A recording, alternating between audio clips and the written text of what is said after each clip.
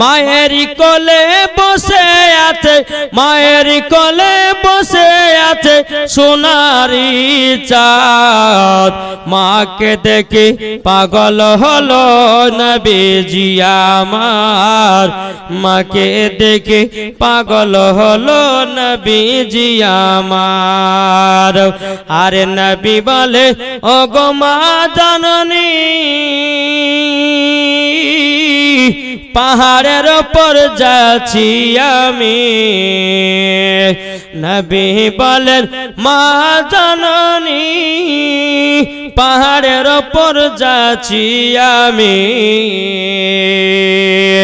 নবীর দিদার করবে দেখো জীব জানোয়াররা, নবীর প্রতি দিদার করবে বাগের বনেরা।